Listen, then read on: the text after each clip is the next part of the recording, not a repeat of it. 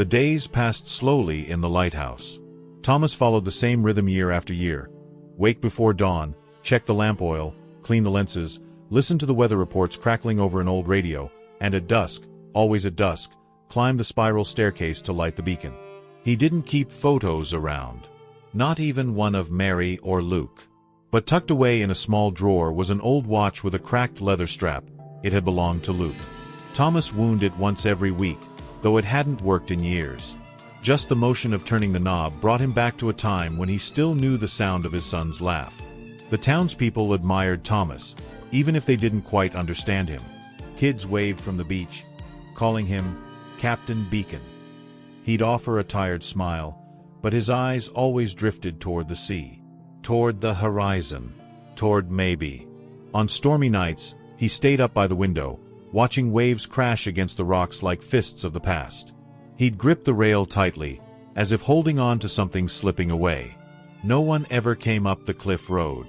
No letters arrived. But Thomas never gave up the habit. Never gave up the light.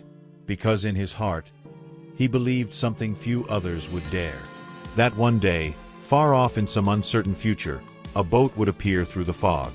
And inside it, the boy who once slammed the door would finally come home. Every Saturday morning, Eli would rush through the door of Walter's cozy home, greeted by the familiar scent of pine and old books. Walter, with his silver hair and warm smile, waited patiently by the wooden table where the marble jar sat, gleaming in the morning light. Walter loved those moments, the stories they shared, the laughter that filled the room, and the special bond between grandfather and grandson. He would carefully pick a marble from the jar, hold it in his palm, and begin a tale from his younger days or a lesson from history. Eli listened wide-eyed, imagining the adventures as if he were right there beside Walter, standing on ancient battlefields or wandering through long-forgotten cities. Walter's voice was steady, gentle, and full of wisdom. But sometimes, just for a moment, his eyes would cloud over, like a fog rolling in on a bright day.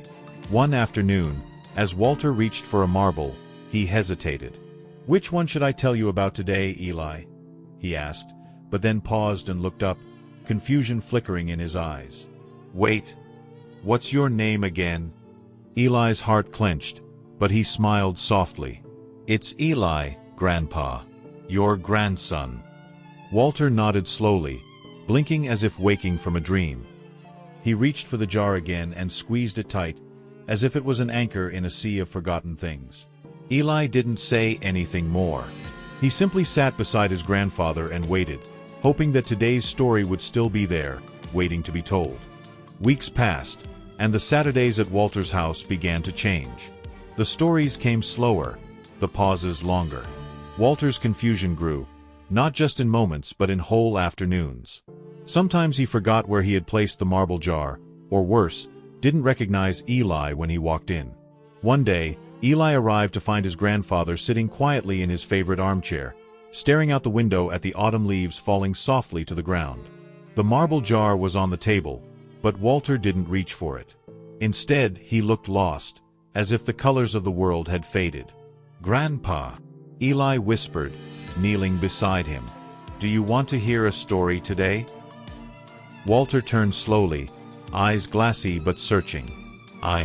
I don't remember how the stories go anymore," he said quietly. "But I don't want to forget you." Eli took Walter's hand gently, squeezing it with the strength of a child who understood more than words could say. "You won't," he promised. "Not as long as I'm here."